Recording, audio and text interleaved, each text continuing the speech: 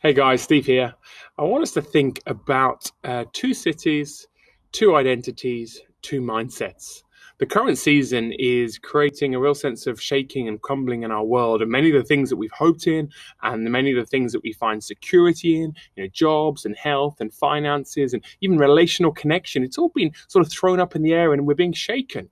And in this shaking, there's a really helpful moment in Psalm 46 which talks about a river whose streams make glad the city of God, and that God is making this city unshakable, and this city is full of joy because it's full of Him. And in the Old Testament context, cities would have had rivers coming into them that would have brought obviously water and goods and fish. And even if the city got besieged and enemies were attacking the city, if the river could get in, the water could get in, the city would thrive. As we read the scriptures, we then come to see that the water represents the Holy Spirit, the life of God, the power of God coming into the people. And the city comes to represent us, the church, the people of God. Jesus said, "You're a city on a hill." And so we have this idea of a shaking city in our world, and yet an unshakable city of God. As the world around us crumbles, there's something that God is building that will never crumble. And so there's two cities. And this leads to two identities. Philippians 3:20 said our citizenship is in heaven.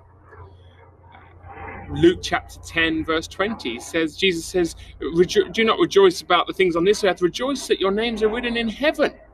And so we have this idea that our citizenship is not just in Dublin or in Ireland or wherever we live, that we are earthly citizens, but also we have a heavenly citizenship. And so that leads us from two cities, two identities, to two mindsets. Are we focused here and now, putting all our hopes here and now, or on the world to come? So the Apostle Paul in Colossians 3 says, set your hearts and your minds on the things above where Christ is seated. You've died with Christ, you're raised with Christ, now you're hidden with Christ in the heavenly realms. And one day when He appears, we're going to appear.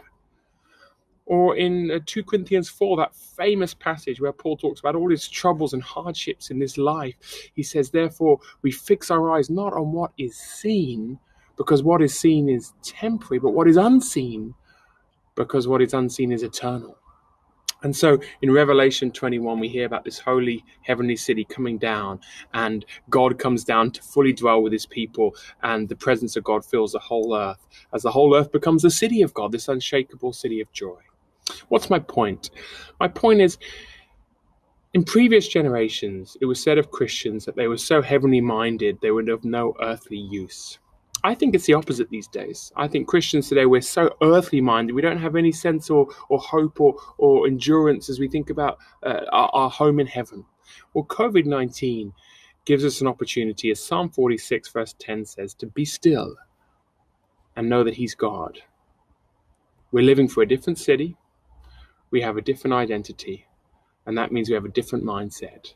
Let's let COVID-19 take all our clenched fists off the things of this earth, but more importantly, our eyes and our gaze and our focus. Our true home, our true security, the place where we can have the greatest joy is not here, but it's in the world to come.